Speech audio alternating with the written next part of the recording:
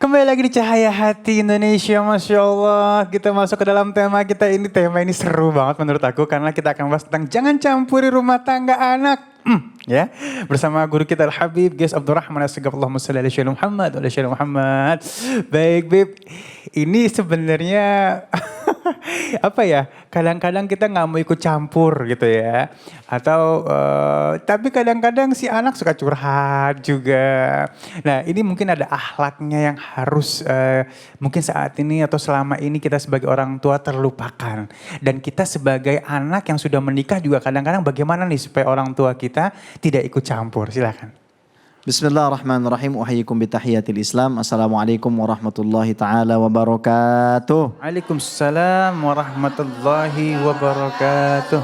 Alhamdulillah wassalatu wassalamu ala sayyidina Rasulillah Sayyidina Muhammad ibn Abdullah wa ala alihi wa sahbihi wa mawalah wa la hawla wa la quwata illa billah amma ba'd. Fanawaina at-ta'allum wa ta'lim wal ifadah wal istifadah wal iqamah wal istiqamah wal hatha ala tamassuki bi kitabillah wa sunnati Rasulillah ibtigha'an mardatillahi wa wajhil karim. Amin amin ya rabbal alamin. Sebenarnya masalah intervensi mertua kepada rumah tangga anak dan menantu, hal tersebut diperbolehkan saja selama memenuhi dari kriteria yang dituliskan oleh syara'. Karena memang ada riwayat di dalam Sahih Muslim dari Sahal bin Sa'ad bahwasanya Nabi Muhammad SAW ketika berkunjung ke rumah Sayyidah Fatimah tidak mendapati Sayyidina Ali ada di situ. Kemudian ditanya nih oleh Nabi SAW, "Aina ibnu ammik, kemana kamu punya suami? Dia sekarang tidak di sini, dia sedang keluar, lagi marahan ceritanya, lagi ngambek." Lalu Nabi Muhammad SAW nggak ngomporin, akan tetapi Nabi justru malah mencari di mana anak menantunya tersebut.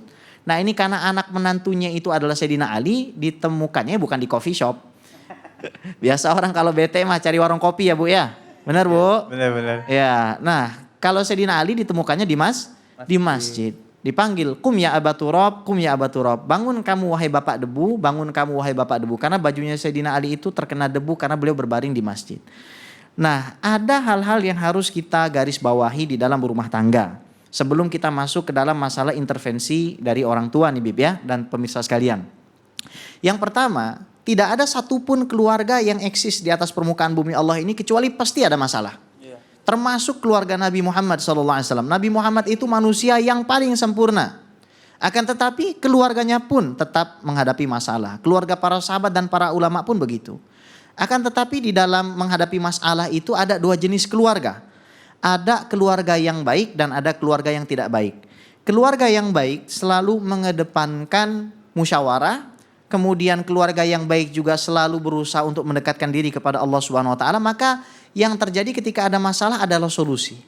Ada keluarga yang tidak baik. Keluarga yang tidak baik ini jauh dari majelis taklim, kemudian jauh dari para habaib, jauh dari para ulama, tidak mau mempelajari agama, tidak mau membaca Al-Quran di rumahnya. Nah, biasanya kalau terjadi musibah, problem seperti ini, mereka akan meresort kepada hal-hal yang tidak diridhoi oleh Allah. Tidak jarang bukan hanya perselingkuhan, nauzubillah, bukan hanya KDRT, domestic violence, kekerasan dalam rumah tangga, tapi juga bahkan kepada pembunuhan.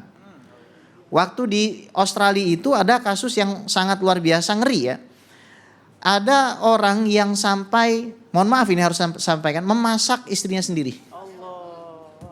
Itu memang fakta dan terjadi. Nah, makanya Islam itu agama yang syamil kamil, menyeluruh dan sempurna di dalam mengatur urusan rumah tangga. Nah, kita kasih tips and triknya. Bagi pasangan-pasangan yang katakanlah belum veteran nih, masih baru nih ya. Pertama, kalau ada masalah, selalu kita berpikir karena kita pasti punya dosa kepada Allah. Karena mana zalal bala illa bidzambin wa marufi'a illa bitaubatin. Tidaklah musibah itu turun melainkan karena kita punya dosa kepada Allah dan tidaklah diangkat kecuali dengan taubat. Jadi kalau misalkan istri kelihatannya kurang manis, suami juga kelihatannya kurang harmonis, yang pertama kali difikirkan bersama adalah dosa apa yang sudah kita buat kepada Allah sehingga kita dijadikan tidak akur dan tidak harmonis. Jadi harus istighfar dulu tuh satu keluarga. Prinsip yang kedua, kalau kita dikasih musibah, terjadi friksi dan pergesekan di dalam rumah tangga, maka kita harus berpikir bahwa semua itu adalah sarana supaya kita mendulang pahala. Di dalam hadis riwayat Imam Muslim, Nabi Muhammad SAW bersabda, "Ma yusibul muslima min wasabin wala nasabin wala hammin wala husnin wala adhan wala ghammin hatta syauka yushakuha illa ja'alallah kafaratan li khati'ati. Tidaklah ada duri yang menempel di gusi kita, kemudian rasa galau, banyak pikiran, termasuk kegalauan kita menghadapi pasangan di dalam rumah tangga, melainkan Allah jadikan semua itu sebagai penghapus bagi dosa kita. Dan Nabi Muhammad SAW mengatakan, inna idhamal jaza ma'a idhamil bala. Besarnya pahala itu berbanding lurus dengan besarnya ujian. Wa annallaha idza ahabba qauman ibtalahum. Allah kalau sudah suka dengan ibu-ibu nih yang ada di rumah semua, yang ada di studio, maka Allah akan kasih ujian. Faman radiya falahu ridha wa man sakhita falahu sukht. Barang siapa ridha dengan pembagian Allah, maka Allah akan ridha kepadanya. Barang siapa murka dengan pembagian Allah, maka Allah akan murka kepadanya. Nah, ada hal yang sangat menarik nih, Bib Ali dan teman-teman semua sekalian, bahwasanya Nabi Muhammad SAW berwasiat untuk kepada suami memperhatikan 5 hal. Yang pertama, antut'imaha idza tu'imta. Engkau memberikan makan kepada istrimu sebagaimana engkau masukkan ke mulutmu. Jadi kalau misalkan kita makannya rendang, istri jangan dikasih Indomie rebus. Jangan dikasih model begitu. Kalau kita katakanlah ngopi di katakanlah coffee shop yang ternama, jangan sampai kita itu kasih istri itu minuman yang diseduh. Ya, jadi itu adalah hal yang mutlak. Jadi suami sejati adalah suami yang makanannya bisa jadi lebih nggak enak dari istrinya. Itu pertama. Yang kedua, antaksuha idzak tasaita awik tasabta. Kewajiban suami kepada istrinya adalah memberikan pakaian yang terbaik. 4T kriterianya, Bib Ali. T yang pertama, ayakuna satiron lil aurah, tutup aurat. T yang kedua, alla yakuna mar'iyan, tidak transparan. T yang ketiga, alla yakuna dhayiqan, tidak ketat. T yang keempat, alla yusyabbiha malabisa jinsil akhar, tidak menyerupai pakaian lawan jenis. Ya kira-kira kurang lebih seperti ibu-ibu pengajian di sini nih. Masya Allah, Masya Allah. Ya, coba nih kamera disorot dulu nih ibu-ibunya. Nah, inilah pakaian-pakaian syar'i itu kira-kira ya seperti inilah. Ya, jadi seorang suami itu wajib ya memberikan pakaian yang seperti ini kepada istrinya. Nah, tapi ada 3 larangan, Bib. Ini penting dan jarang diketahui orang. Pertama, kata Nabi, wala tadribil wajha. Jangan pernah sentuh wajah. Tapi ketika kita diskusi dengan orang-orang di luar negeri, mereka selalu mengatakan membawa surat An-Nisa ayat 34. Surat An-Nisa ayat 34 itu di situ disebutkan wadribuhunna, pukullah. Apakah Islam itu lantas melegalkan pemukulan? Enggak. Jadi kata Nabi SAW, fa in fa'alna fadribuhunna darban ghairu mubarrih. Kalau istri kamu menyeleweng, dalam artian ditegur nggak mau, dinasehatin nggak mau, diboikot di atas ranjang nggak mau, maka silakan pukul dengan pukulan yang tidak melukai. Pakai apa, Bib? Asiwak, pakai siwak. Jadi nih suami paling mentok mukul istrinya begini. Tidak boleh lebih dan muka ini tidak boleh disentuh. Nah, masalah nanti kemudian ada intervensi, ada suami yang melampaui batas. Ini terus terang aja waktu kita lagi khotib Jumat di Newcastle di Australia, tiba-tiba ada seorang wanita non muslim datang dan nangis.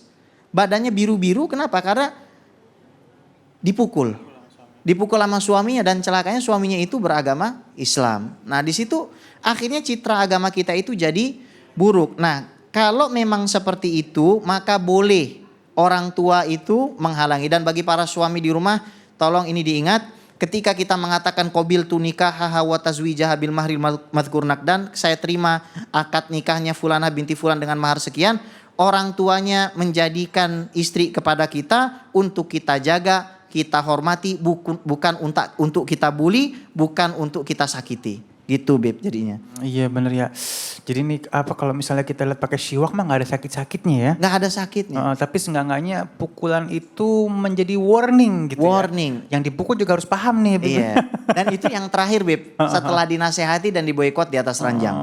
Kemudian wala tuqabbih, jangan kamu menghina. Jangan sampai kalau istri misalkan agak sehat sedikit nih, langsung kita bilang dasar buntelan. Jangan. Ya Allah. Ya, itu bahaya, Bu ya. Jangan sampai kita ngomong seperti itu, haram. Nah, makanya ya Bu, kalau kita tuh pengen disayang sama suami, sebenarnya caranya gampang. Kalau kita mau disayang sama suami, bangunnya harus setengah jam lebih dulu daripada suami. Itu baru istri. Kalau setengah jam pada suami, itu bukan istri, itu namanya kambing bandot. Ya. bikinin kopi yang manis, kemudian beli gelas yang di situ ada tulisannya you are my everything. Hey. Deketin itu ke mukanya suami dan bilang, "Assalamualaikum pangeranku pahlawanku." Hey. Wah, gitu resep banget Udah ya. nggak nemu yang begitu. Iya, apalagi kalau sampai nih seorang istri berani untuk nyuci kaki suaminya pakai air hangat. Allahu Akbar. Dia suami pulang dicuciin kakinya pakai air hangat, Beb. Bagaimana itu kira-kira? Allah karim. Luar biasa. Jadi nggak perlu ada intervensi sebenarnya. Itu kalau gitu udah lulu lantah udah ya. Habis. Kalau itu laki-laki masih apa namanya ngawur berarti itu. Bener. Aduh jadi sedih denger ya, Masya Allah ya. Baik, memang apa namanya keluarga ini bisa mengangkat harkat derajat martabat kita di dunia maupun di akhirat dan bisa menurunkan kita juga derajat kita dunia maupun akhirat. Makanya kita harus tahu akhlaknya berkeluarga ya, Masya Allah ya. Dan langsung ada yang semangat ingin nanya nih. Yuk kita kasih kesempatan buat yang ada di studio untuk bertanya, silakan. Ya silakan Ibu. Assalamualaikum warahmatullahi wabarakatuh. Waalaikumsalam warahmatullahi wabarakatuh. Saya dari Majlis Taklim Al-Furqaniyah Cikarang Utara. Nama saya Ibu Harti. Saya mau nanya Pak Ustadz. Silakan Ibu. Bagaimana caranya menahan diri untuk tidak mencampuri urusan rumah tangga anak? Assalamualaikum warahmatullahi wabarakatuh. Waalaikumsalam warahmatullahi wabarakatuh. Jadi udah ngebet ya. Masalahnya udah tahu, pengen banget gitu. Tapi tahan. Biarin aja. Ini gimana cara nahan ini Ustaz? Baik, ini sebenarnya kan begini, ketika kita nerima orang itu jadi menantu kita, apakah kita itu sudah cek backgroundnya belum? Nah, tuh Jadi gitu. jangan ngebet pengen ngebenerin sebelumnya kita udah tahu dia nggak bener. Latar belakangnya bagaimana? Latar belakangnya bagaimana? Kita aja kalau nerima kerjaan orang kita lihat CV-nya dulu kan. Iya, sekolah. Apalagi kalau misalkan kita nerima orang yang bakal ngurusin anak kita seumur hidup. Akan tetapi kalau emang udah kebablasan. Nah syariat itu mengatakan fab'athu hakaman min ahlihi wa hakaman min ahliha. Jadi utuslah mediator dari kalangan perempuan dan kalangan laki-laki. Dan ini yang paling penting kata Nabi tadi, wala tahjur illa fil bait. Jadi seorang suami dan seorang istri jangan sampai mengumbar masalah di luar dari kamarnya, Beb. Jangan sampai. Jadi kalau kata orang bule nih, whatever happens in Africa stays in Africa. Apa aja yang udah kejadian di Afrika ya biarin aja di Afrika gitu. Apa aja yang udah kejadian di rumah jangan sampai kita bawa keluar, Bu. Ya, nah bagaimana cara kita itu nahan? Cara kita menahan adalah dengan memperbanyak membaca sholawat dan ya latif sebanyak 129 kali. Oh tuh. Baca ya latif, ya latif, ya latif, ya latif, ya latif. Karena the power of zikir ini adalah kekuatan yang bisa memperbaiki rumah tangga, Beb. Bahkan para masyayikh kami mengatakan cobaan rumah tangga terberat itu adalah pada 5 tahun pertama. Dan pada 5 tahun pertama itu seorang suami dan istri diusahakan setiap harinya membaca sholawat minimal 500 kali. Supaya apa? Terjaga. Bayangin, kalau misalkan baca sholawat 1 kali 10 pahala ditambahin 10 dosa diangkat, kemudian 10 derajat dinaikkan, maka kalau 500 kali berarti dalam 1 hari ada berapa itu, Beb? Ada 5.000 dosa diangkat, 5.000 pahala ditambah, 5.000 rahmat diturunin. Kira-kira keluarga seperti itu aman nggak? Aman. Makanya insya Allah kita perbanyak sholawat sama baca ya latif cukup insya Allah Ibu. Baik, Masya Allah. Terima kasih ya Habibi. Masya Allah. Bu, banyak ilmu yang kita dapatkan ya. Dan juga buat pemirsa di rumah ya. Ini kembali lagi kalau misalnya ada apa-apa dimusyawarahkan dengan cara yang baik. Jangan dikit-dikit cerai. Jangan gitu ya. Ngompor-ngomporin apalagi jangan ya. Baik, Masya Allah. Dan sesaat lagi kita akan memperbaiki bacaan Al-Quran kita bersama guru kita Ustadz Syam. Jangan kemana-mana, tetap bersama kami di Cahaya Hati Indonesia.